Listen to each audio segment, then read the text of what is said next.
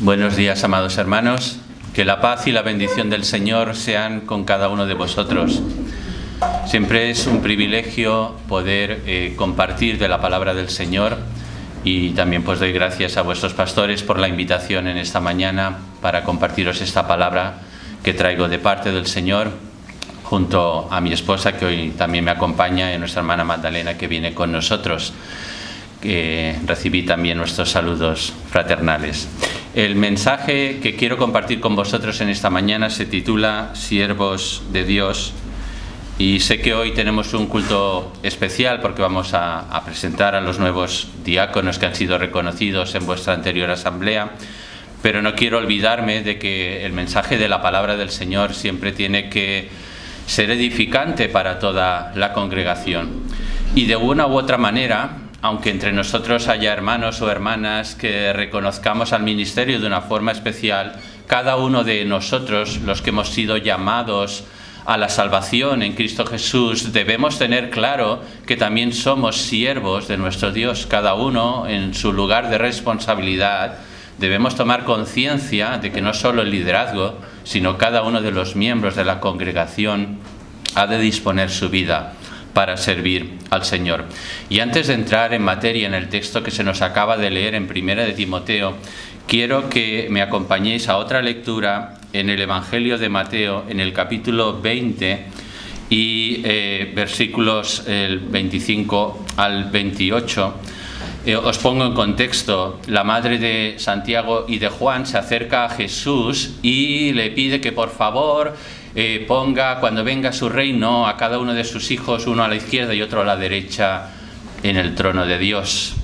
Claro, Jesús les responde: no sabéis lo que estáis pidiendo. Podéis tomar de la copa que yo tomo y del bautismo que yo os doy, pero el poneros a mi izquierda, a mi derecha, solo está en la voluntad del Padre. Y el resto de los discípulos se molestan con Jacobo y Juan y con su madre porque han querido tener un reconocimiento por encima del resto. Y entonces vienen estas palabras de Jesús y quiero recordarlas aquí, quiero traerlas a colación, porque las epístolas, y en especial esta que acabamos de leer de Pablo, tienen su fundamento en el propio Evangelio de nuestro Señor Jesús, y es por boca del Señor Jesucristo mismo que nos describe el principio de todo siervo, de toda sierva de Dios. Dice: entonces Jesús, llamándolos, dijo: sabéis que los gobernantes de las naciones se enseñorean de ellas, y los que son grandes ejercen sobre ellas potestad. Mas entre vosotros no será así. Y aquí viene, hermanos, el principio fundamental del servicio al Señor. Dice: sino el que quiera hacerse grande entre vosotros será vuestro servidor. Y el que quiera ser el primero entre vosotros será vuestro siervo. Como el Hijo del Hombre no vino para ser servido, sino para servir y para dar su vida en rescate por muchos. Así que aquí tenemos el principio del servicio al Señor. Y el fundamento es nuestro propio Señor Jesucristo. Él se despojó de su gloria, Él vino a tomar forma humana, vino a habitar entre nosotros, y vino no para ser servido cuando tenía todo el derecho de ser servido, sino que vino como siervo para servirnos a cada uno de nosotros y para dar su vida finalmente en rescate por nosotros. El santo, el justo, el perfecto se hizo pecado por ti y por mí, y en aquella cruz del Calvario entregó su vida para salvarnos, para limpiarnos, para rescatarnos del pecado, de la maldad, de nuestro enemigo.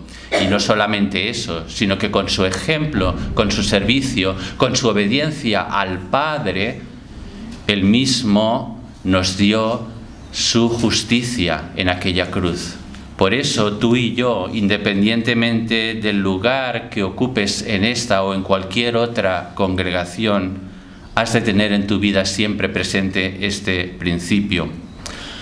En Gálatas 5, 13 al 14, Pablo nuevamente retoma este tema y dice: porque vosotros, hermanos, A libertad fuisteis llamados.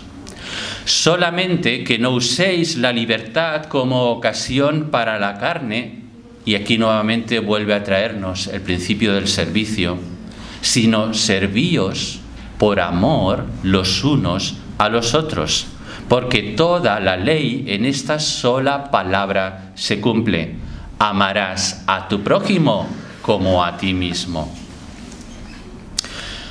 Volviendo al texto sobre el que vamos a meditar en 1 de Timoteo, capítulo 3, de los versículos 8 hasta el 13, quiero destacar la proposición del texto que vamos a meditar en esta mañana. Y es que debemos recordar que el servicio cristiano encuentra su modelo perfecto en la persona y en la obra de Jesucristo, siendo el mismo Señor Jesús quien nos dio ejemplo con su vida y ministerio de lo que debía caracterizar nuestro servicio a Dios y a nuestros hermanos. Por eso, teniendo en mente este principio del servicio cristiano, que ha de ser la norma de vida para todo creyente, y considerando que todo el pueblo de Dios de una u otra manera está llamado a servir a Dios y que ha de estar involucrado en la obra del Señor, entonces pasaremos a continuación teniendo también presente la ocasión especial que nos ha reunido hoy como culto de ordenación al ministerio diaconal. Repasar conmigo en este texto las características que para dicho ministerio deben tenerse en cuenta según el pasaje principal que acabamos de leer en 1 de Timoteo. Y en este pasaje el apóstol Pablo instruye a Timoteo sobre los requisitos y características que debieran tener los diáconos en la iglesia. Nos dice que estos líderes deben ser dignos de respeto, deben ser honestos, tener una buena reputación y deben mostrar un carácter que refleje la fe cristiana y el servicio a los demás. El texto que acabamos de leer de 1 Timoteo nos recuerda la importancia del liderazgo en la iglesia y del reconocimiento que deben tener aquellos que sirven como diáconos. Como ejemplo, una cita de Filipenses 1:1. Pablo inicia su carta a los filipenses de esta manera: Pablo y Timoteo, siervos de Jesucristo, a todos los santos en Cristo Jesús que están en Filipo, con los obispos y diáconos o con los ancianos y diáconos. Así que ya lo vemos en esta primera carta a los filipenses, cómo Pablo y Timoteo se dirigen a la iglesia en Filipo, a todos los santos, pero también recordando que entre ellos hay hermanos como ancianos y diáconos a los que también está dirigida esta carta. Por tanto, hermanos, nos conviene hoy como miembros de la Iglesia del Señor que reflexionemos sobre nuestra propia vida de servicio al Señor y que consideremos cómo podemos y debemos apoyar y reconocer también a los siervos que trabajan entre nosotros para el bienestar de nuestra comunidad de fe. Al mismo tiempo, el pasaje que estamos meditando nos enseña que los diáconos son fundamentales en la Iglesia y deben ser un ejemplo de integridad y de fe. Cuando, como en el día de hoy, de forma especial reconocemos su labor, debemos tenerlos presentes en nuestras oraciones y como congregación, más que una carga para ellos, debiéramos ser un apoyo para su ministerio, porque de esta manera todos salimos beneficiados. De esta forma todos estamos fortaleciendo la comunidad de fe, todos estamos contribuyendo a que la vida comunitaria refleje el llamado del Señor a su pueblo. Cuando lo hagamos así, estaremos honrando y glorificando el nombre del Señor y estaremos haciendo visible al mundo la obra de Cristo en medio de nosotros. El contexto de este pasaje, hermanos, refleja la naturaleza servicial de Cristo, que, como leíamos en el pasaje de Mateo, no vino para ser servido, sino para servir. Y es por eso que los diáconos, cuando imitan a Jesús en su dedicación y en su servicio al Señor, de alguna forma están representando el ministerio continuo del Señor en su iglesia en este tiempo. Nuestros hermanos reconocidos al ministerio, de alguna manera son usados por el Señor como sus instrumentos, como sus herramientas, para que por medio de ellos Jesucristo siga ministrándonos, siga obrando en medio de su pueblo. Por tanto, el reconocimiento, la consideración hacia los diáconos debiera ser un reflejo de nuestro propio llamado de parte de Dios a cada uno de nosotros para vivir una vida de servicio en humildad y amor como cuerpo de Cristo. Una vez hecha esta introducción, vamos a ir punto a punto en el los versículos de 1 de Timoteo. El primer punto de nuestro mensaje, versículos 8 y 9, demostrar dignidad y devoción. Dice versículo 8, los diáconos asimismo deben ser honestos, sin doblez, no dados a mucho vino, no codiciosos de ganancias deshonestas, que guarden el misterio de la fe con limpia conciencia. Así que en este texto, el apóstol Pablo, después de habernos descrito cuáles son los requisitos para la ordenación de ancianos, pasa a continuación en este pasaje a hablarnos de los requisitos para reconocer a los diáconos, que incluye, como acabamos de leer, el ser honestos, el ser sinceros, el ser sobrios y no codiciosos. Además, deben mantener una buena conciencia y ser irreprensibles. Estos requisitos que nos citan los versículos que acabamos de leer nos subrayan la importancia del carácter y de la moral en el liderazgo cristiano y qué diferencia debe marcar el liderazgo cristiano respecto al liderazgo de esta sociedad, respecto al liderazgo de este mundo. Tristemente, muchas personas que están en eminencia en nuestra sociedad usan sus puestos de poder para enriquecimiento personal, para hacer su propia voluntad y satisfacer sus propios deseos, pero no así en el liderazgo cristiano. Hemos sido llamados para darnos a los demás como Jesús mismo lo hizo. Hemos sido llamados para servir por amor a los otros. Y más allá de la preparación académica y de la experiencia profesional, que es importante, no quiero menospreciar este punto, debemos prepararnos académicamente y adquirir experiencia en nuestro campo de servicio. Pero juntamente con esto, y creo que todavía más fundamental, hermanos, es que nuestro carácter como cristianos, como personas, sea probado y que realmente seamos personas íntegras, de una sola pieza. La palabra, por tanto, también nos está invitando a considerar cómo los diáconos, al ser dignos de respeto y honestos en toda circunstancia, están con su servicio reflejando el carácter de Cristo en la vida de la Iglesia. Y estos versículos que acabamos de leer enfatizan que sus vidas deben estar firmemente enraizadas en la verdad del Evangelio. Dice el versículo 9, que guarden el misterio de la fe con limpia conciencia. Así que, por más que nuestra labor sea quizás administrativa o de servicio práctico a los hermanos a través del diaconado, no por ello debemos dejar de estar cimentados, fundamentados en la verdad del Evangelio de Cristo. Y debiera ser también un requisito que como diáconos, como diaconisas, estudiemos y meditemos bien en la palabra del Señor, estemos bien afirmados en las verdades del Evangelio para desarrollar así nuestro servicio en forma que mostremos el Evangelio de Cristo en nuestro propio ministerio. Por eso, cuando reconocemos a aquellos hermanos entre nosotros que cumplen con estos requisitos, nosotros como congregación lo que estamos haciendo es poner en valor la importancia del servicio fiel y generoso y nos enseña a cada uno de nosotros a vivir con integridad en todas las áreas de nuestras vidas, siendo guiados por el Evangelio de Cristo. Así que quiero dejarte dos preguntas al terminar este primer punto. ¿Cómo está siendo tu vida de servicio al Señor?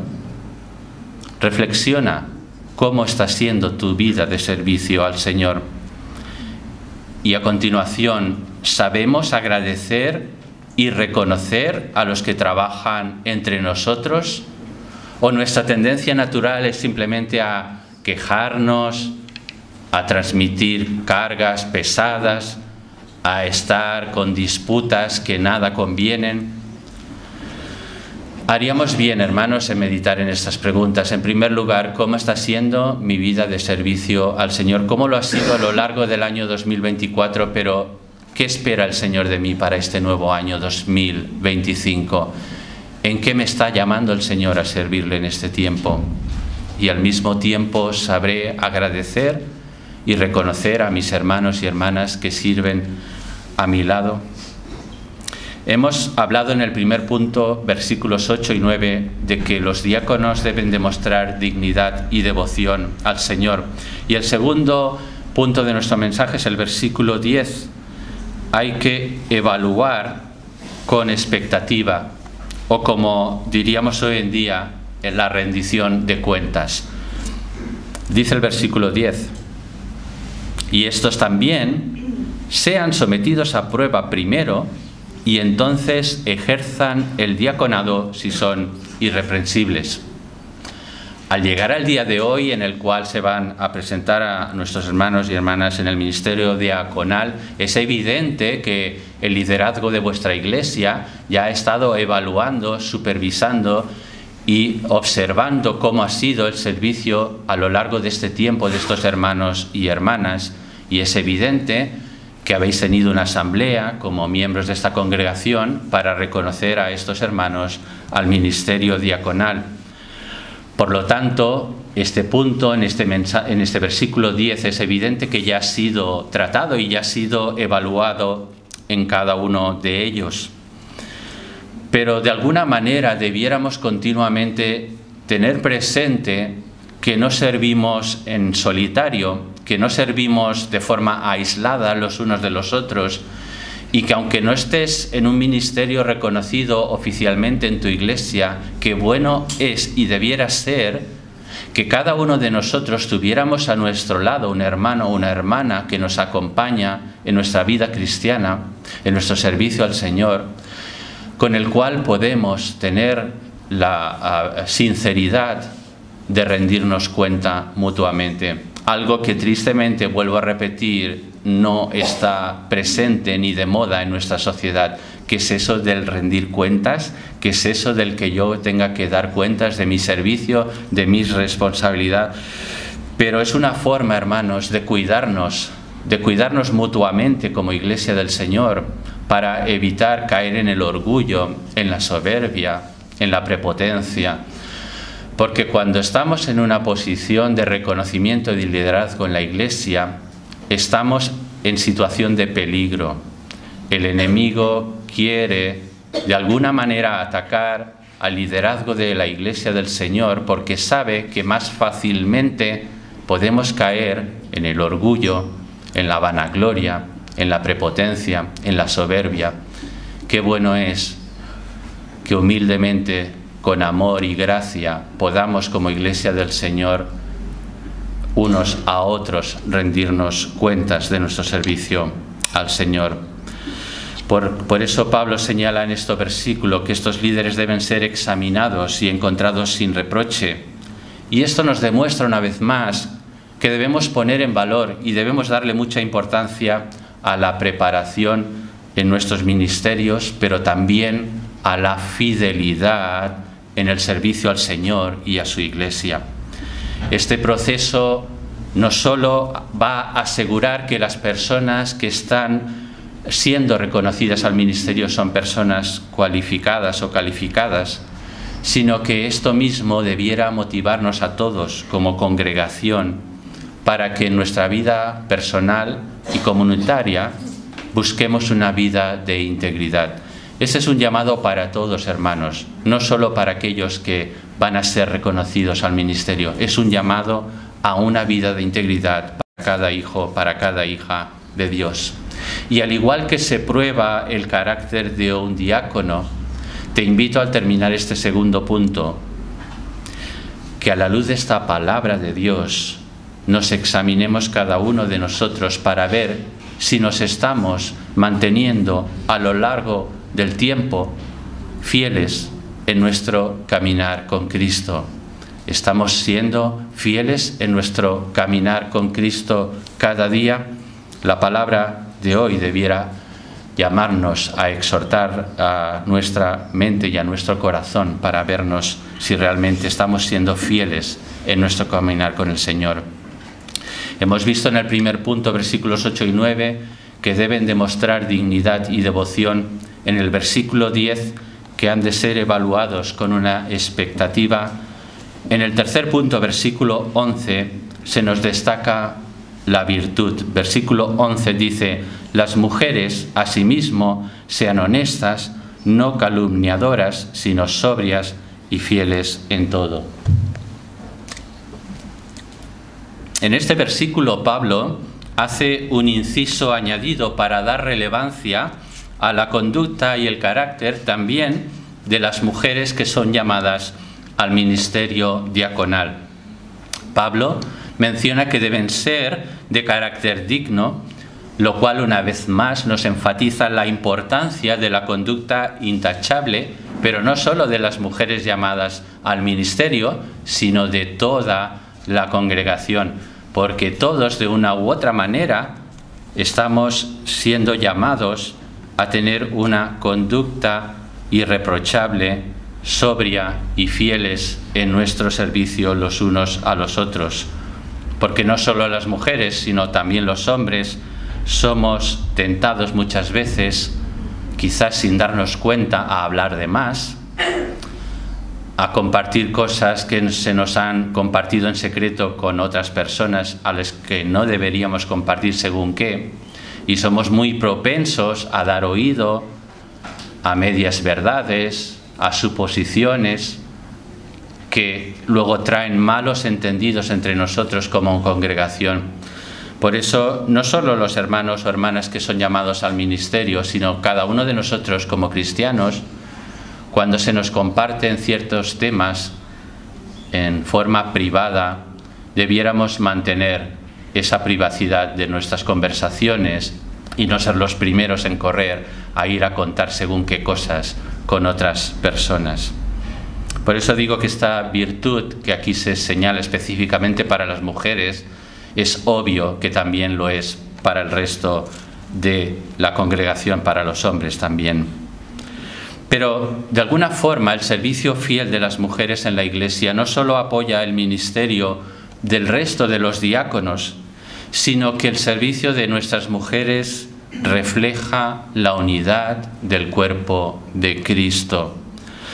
Y esto nos anima, hermanos, a levantar una oración por todos ellos, nuestros hermanos y hermanas, y a valorar la contribución que ellos hacen al servicio cristiano.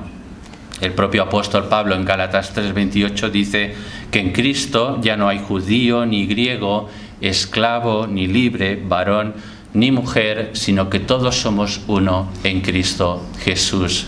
Esto era algo rompedor para la sociedad de aquel primer siglo, en el que las mujeres eran tenidas en menos, en las que las mujeres no participaban de la vida comunitaria, de la vida pública.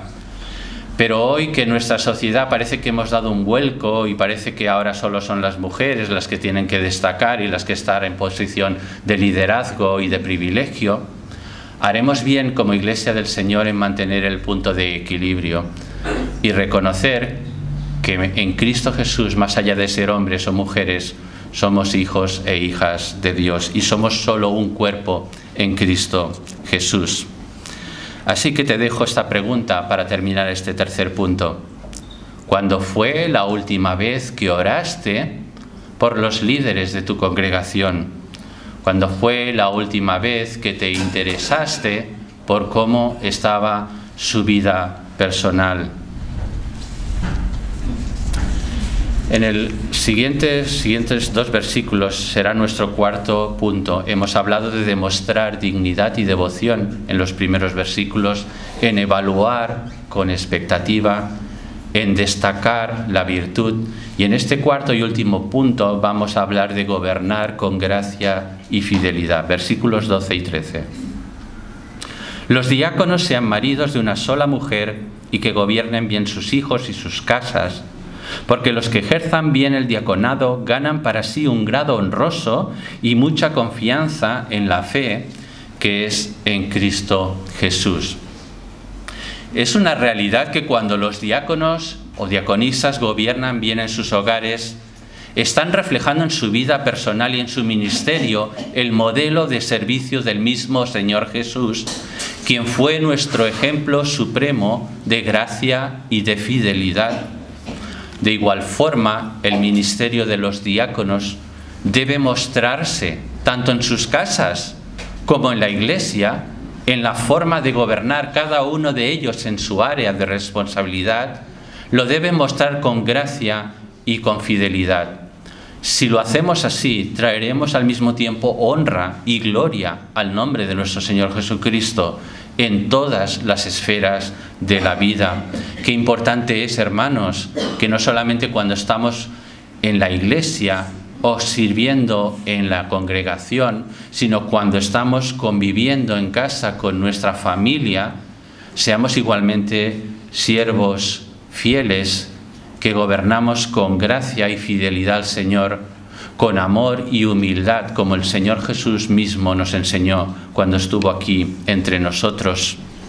Y el hecho de que ellos sean hallados dignos de gran confianza, no solo en la iglesia, sino entre sus propios familiares, revelará que este ministerio diaconal finalmente es verdaderamente auténtico y duradero en el tiempo. No podemos disasociar nuestra vida de servicio en la iglesia y nuestro servicio en nuestra familia. No podemos servir con excelencia en la congregación y servir de cualquier manera a nuestra esposa, a nuestro esposo, a nuestros hijos e hijas. De igual forma que somos fieles en nuestro servicio al Señor, de igual forma que debemos usar de la gracia y de la misericordia y del amor de Dios para servirnos entre nosotros, de igual forma en nuestros hogares debiera reinar la paz y la gracia de Dios en nuestras relaciones como familias, porque esto mostrará que verdaderamente hemos sido llamados por el Señor a servirle, y esto a lo largo del tiempo mostrará que ese llamado era auténticamente un llamado del Señor y realmente traerá gloria y honra y honor al nombre de Jesús. Estamos ya concluyendo, pero recordad los puntos que acabamos de leer, porque son 4 verbos que nos invitan a la acción. Primero, demostrar dignidad, devoción. Segundo, evaluar con expectativa. Tercero, destacar la virtud. Y cuarto, gobernar con gracia y fidelidad. Estamos concluyendo ya, hermanos, este mensaje y nuevamente os quiero recordar que el servicio cristiano encuentra su modelo perfecto en la persona y en la obra de nuestro Señor Jesucristo. Y es el mismo Señor Jesús quien nos dio ejemplo con su vida y su ministerio y nos mostró cómo debía caracterizar nuestro servicio al Señor y a nuestros hermanos. Este principio del servicio cristiano debe ser la norma para todo creyente, no es solo para los que son llamados de una forma específica al ministerio, y ha de ser tenido en consideración por todo el pueblo de Dios, lo cual nos lleva a exhortarnos a través de esta palabra a que tú y yo, como hijos de Dios, debemos estar involucrados en la obra del Señor, siendo ejemplos de su servicio de gracia y fidelidad. En el pueblo de Dios, hermanos, no debiera haber parados. No hay parados en el servicio al Señor. No hay parados en la iglesia del Señor.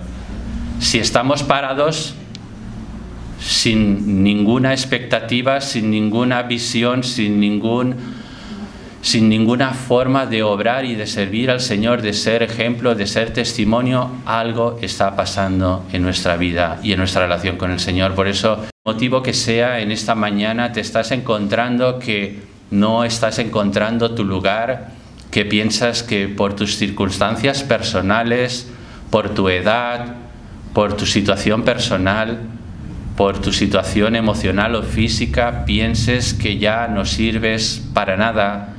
No creas esta mentira del enemigo. Allí donde estés, de la forma más sencilla posible, tú y yo podemos ser ejemplo y testimonio del Señor. Podemos servir de cualquier manera, aún, como dice su palabra, dando un vaso de agua a uno de estos más pequeñitos. Con solo este gesto estamos ya sirviendo al Señor mismo. Finalmente, hermanos, este reflejo del servicio de Cristo y nuestra oración por los diáconos que hoy estamos reconociendo debe ser una invitación para ti y para mí de parte del Señor, y a través de esta palabra que acabamos de meditar, para que sigamos sus pisadas, para que sigamos el ejemplo de nuestro Señor Jesús. Es un llamado a que seamos siervos fieles en nuestras familias y en medio de nuestra comunidad de fe, como lo hizo el mismo Señor Jesús cuando estuvo entre nosotros. Finalmente, quiero dejaros que la propia palabra del Señor concluya este mensaje. Hebreos capítulo 12, versículos 1 y 2 y versículo 28. Y así estaremos concluyendo el mensaje. Hebreos 12, 1, 2 dice así: Por tanto, nosotros también, teniendo en derredor nuestro tan grande nube de testigos, despojémonos de todo peso y del pecado que nos asedia y corramos con paciencia la carrera que tenemos por delante, puestos los ojos en Jesús.